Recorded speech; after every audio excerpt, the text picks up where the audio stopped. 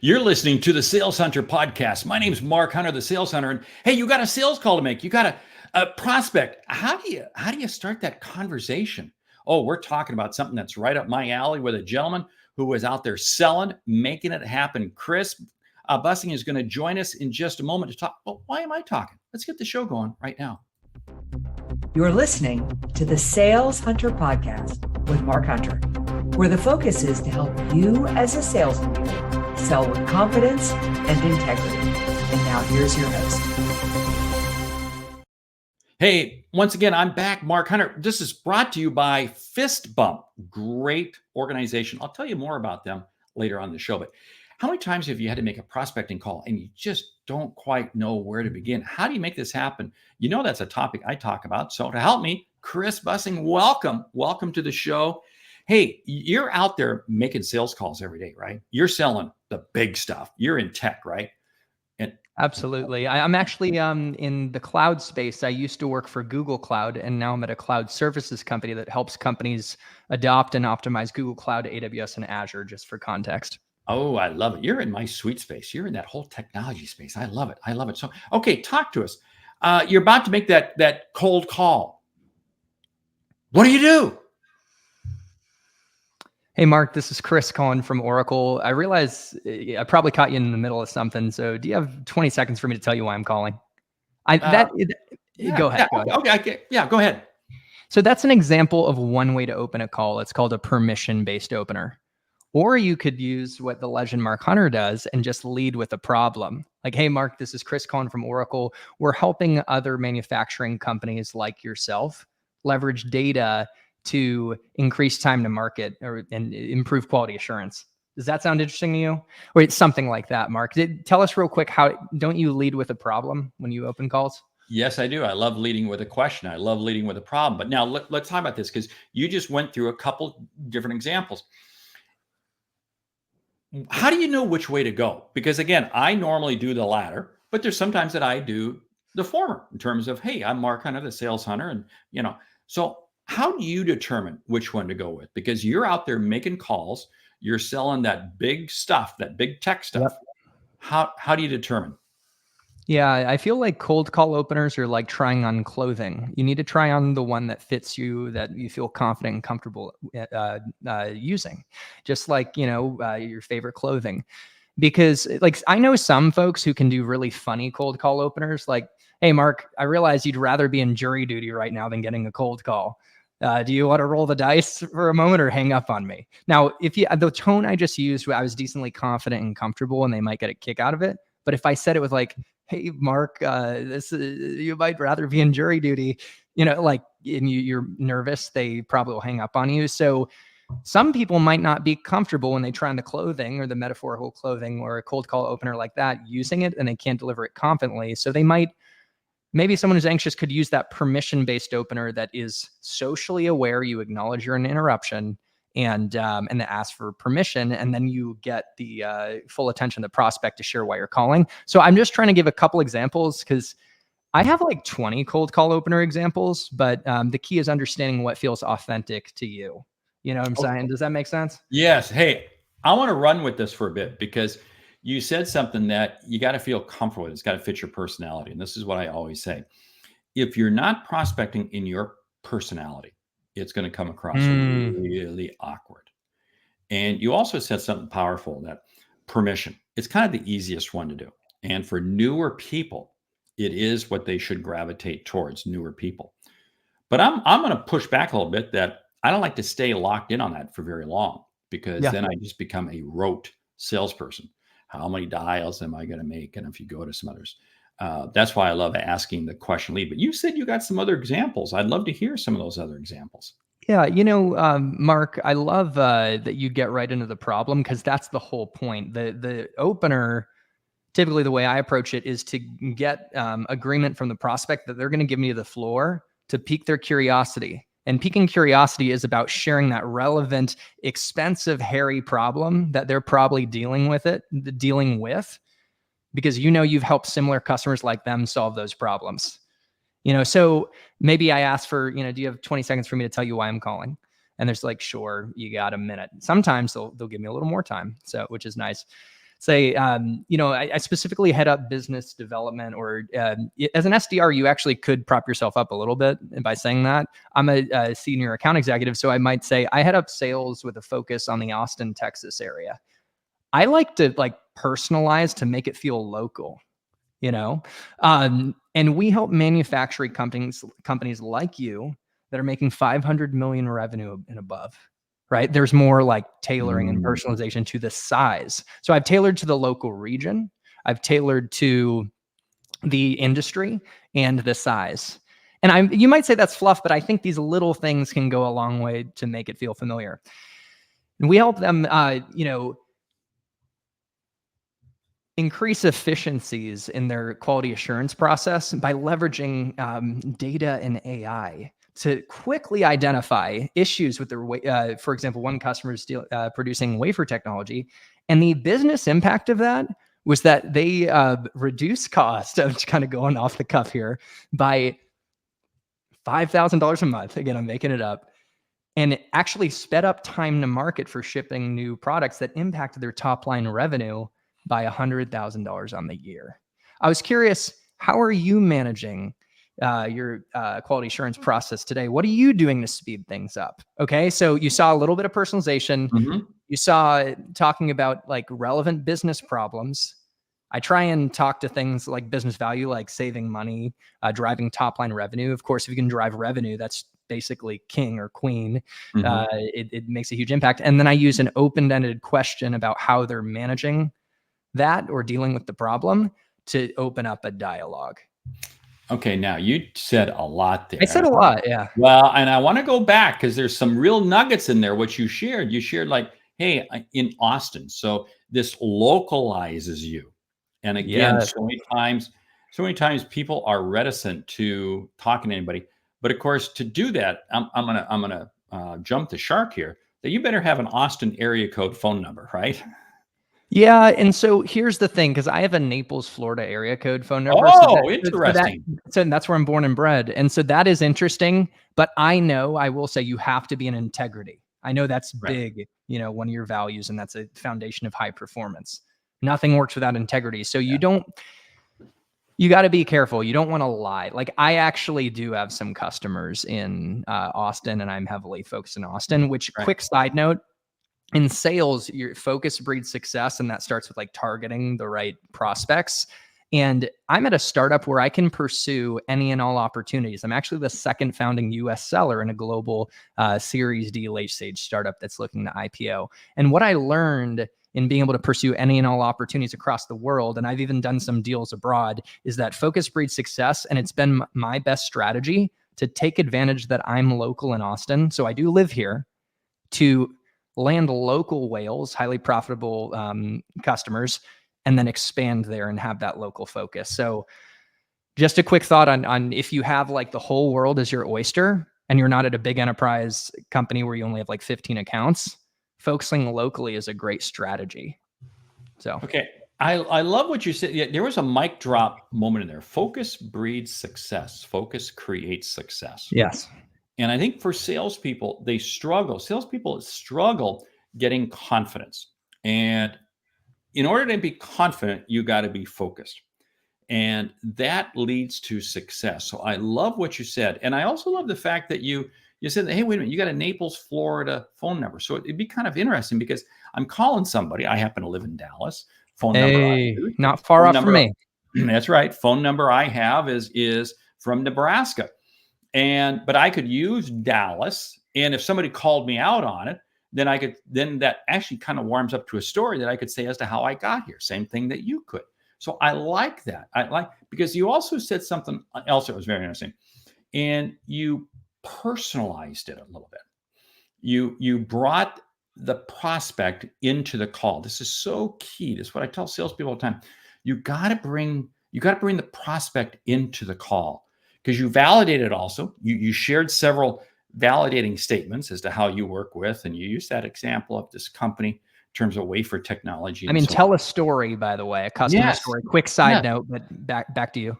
Yes, I love that because when we tell stories, and this is what I find, and I'd be curious if you find this to be the case. So many salespeople don't want to tell a story in the initial sales call, in the prospecting call. I say, no. If you got the customer's ear and you can tell a 30-second, 20-second story, tell a 20, 30-second story. Amen. If it's Amen. relevant to getting them engaged. Yeah. Amen. fMRI studies show that brain scans, the brains light up when we tell stories. That's really the gateway to hearts and minds. It's a little more emotional, and not that you're going to tell a sob story or a story that's going to have a prospect cry tears of joy, but you tell a relevant story of how you're helping a similar company, in that example, a similar manufacturing company around the same size in the local market, solve meaningful problems. They will see themselves in that story. And there's a term called the proximal peer in psychology, that people want to do what their peers are doing. So you got to leverage that to your advantage. I like that. The proximal peer. Unpack that for the audience. Yeah. I mean, this is another aspect of focus, by the way. I talk about, if you have the world as your oyster, you could prospect for any accounts in such as my case, as a second founding member of a US based startup. In addition to local focus, industry focus is very helpful. And knowing the right size of companies, like at my company, we find that mid-market enterprise companies in specific industries like healthcare and financial services need what we do, more so than like digital native SaaS companies. But the proximal peer is just, again, company wise, when you call a manufacturing company, share a relevant story of how you helped a manufacturing company. When you call maybe you do call a fintech company, you're not just referencing a SaaS company that's e-commerce tech, or there's so many, like a CRM. You actually reference another fintech company if possible. If you can't get that specific fintech to fintech, then maybe you get another SaaS company that's a series like funding round stage, like another Series D SaaS company like yourself. And then the proximal peer, you could go a step further, tailoring to the persona. We help chief technology officers like yourself who are trying to differentiate their products, leverage artificial intelligence to embed new features that actually make their products more sticky with customers and drive top line revenue. So that's an example of, if I'm calling a CTO, I might tailor it at that level to the persona level.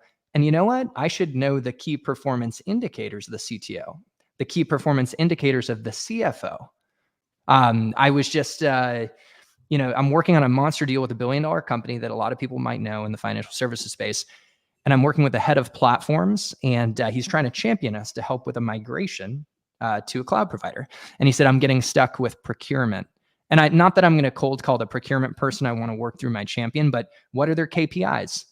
They want to save money. It's like so simple. And so how can you align and tailor the KPI? So just riffing on the idea of proximal peer, tailing at the organizational level, and then also at the individual and role-based level. Okay, now as you've been hearing Chris talk about that, some of you may be going off into wonky land saying, what's he talking about? Well, Chris plays in the tech space. But you heard a number of things that he said.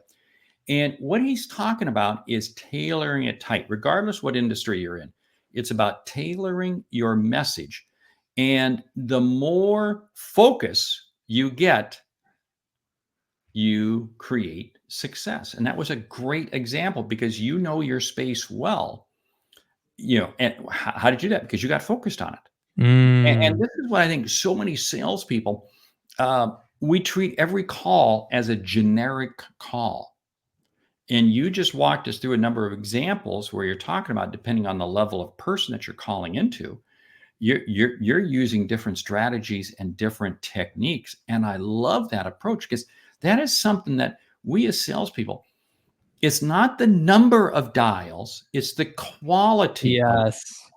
Yeah. I mean, the thing is, at this stage of my career, I've closed a healthy amount of deals. I'm 10 years in, nowhere near the experience of you, but I'm going to get there one day. And I'm at a stage now where I'm not trying to prove I can close a healthy amount of deals. I'm trying to land the whale accounts, the career-changing accounts that I put a feather in my cap over. So I'm pursuing right now a $40 billion grocery chain, the 6th largest private company in the United States, that $1 billion financial services company I mentioned. Mostly I'm pursuing $1 billion enterprise companies. And so Essentialism is the disciplined pursuit of less but better. So I'm actually saying no to small opportunities. That I have opportunities come to me through like a cloud provider like Mhm. Google or Mhm. AWS that maybe what if it's $5,000 in profit? It's not horrible. But Mhm. what about the deal that is $500,000 in profit, $1 million in profit? That's where I want to focus my Yeah. effort because I could actually Mm. spend a lot of time and almost just as much on the small opportunity that could go to the large opportunity. But what is the opportunity cost of the time put towards closing the small opportunity that could go to the large one? And in fact, that opportunity cost is greater than the revenue from closing the small opportunity. So if I've learned anything at this point where I'm trying to take it to the next level as an enterprise seller, going back to focus, let's be very mindful of the opportunities we choose to invest in, and let's go for the whales. The final thing I will say is that when like I know I'm pursuing a $40 billion company that could change not just my quarter, but my year in career, I am willing to roll up my sleeves. I will read their 10K annual report. I'll look at the risk factors, the greatest fears of the CFO to see where we could align the value proposition. I will look at the key decision makers, map them out, and then read their LinkedIn profile and try and figure out like what causes do they care about? How do they think about their role? What makes them tick? And I'll even throw an extra layer of personalization to that individual as well. So reaching out to the right targets is so important. Okay, I love where you're going with this because now we're I get talking about passionate, that. Mark. Yeah, this is love. We're talking about account management. We're talking about enterprise selling. And there's, again, some of you might be saying, I'm not there. Hold it. What Chris is saying is that he is reaching out to multiple people in an organization. I was with a gentleman the other day who closed a largest deal for their company they'd ever closed. Wow. And he said it was over 45, no, I think it was 55 different people he had to develop relationships with to get that. And I said, how many of those started off with cold calls? He said, probably half of them. Probably half started off with that. Yes. In other words, he had to call his way in and then slowly but surely built the web. And then they began connecting him with other people. But this is where I think so many times people give up on cold calling because they call one person at a company and don't get a response, and they take the company off the table. And for what you're Mm-hmm. doing, you're going to have to call half a dozen people in a company because you know it's a big whale, you know it's a big opportunity, but you're staying in the game long enough to find one of those are actually going to begin to create a conversation, right? Yes. And Mark, I know this flies by. We're coming up on time, but I have a couple concepts I wanted to Yeah. share with you, including the largest deal I closed at Google Cloud. That was my first cold call at Google Cloud. But I just want to put in perspective that $40 billion company I'm pursuing, it took 6 months to get my first meeting with middle management. Hold it. I Think. believe in Okay, I need to 6 stop right there. months. Repeat that again. Repeat that again. The first meeting with this $40 billion customer that, I mean, incredible, life-changing opportunity took 6 months, no response, but pleasant, persistent follow-ups. The Vinod Khosla, the former CEO of Sun Microsystems, maybe he's still the CEO, as the founder, said, people give up too easily. With enough persistence, the impossible becomes possible. And my first deal when I started my career at Oracle as an SDR was 9 months of radio silence, reaching out to a database administrator at a healthcare company. But after 9 months, suddenly, in one outbound touch, radio silence turned into the rocket fuel that catalyzed my career and got me promoted at Oracle and then to Google Cloud and now to this startup. I reached out that database administrator. Imagine if I gave up one touch point short. Imagine if I lost faith and got discouraged and annoyed the prospect. All along, every touch mattered. And that database administrator knew that Chris is trying, he seems like a positive guy. He's trying to position himself as a resource. And when the need arises, which happened in Q4, I will reach out to him. And he did. And what do you know? My account executive was at a bachelor party at that time. So I actually did the back end paperwork as an entry level appointment setter with the account executive manager. And again, I hung my hat on that to get promoted to a great territory covering AAA, Bank of Tokyo, Mitsubishi, et cetera. So I had to share that story.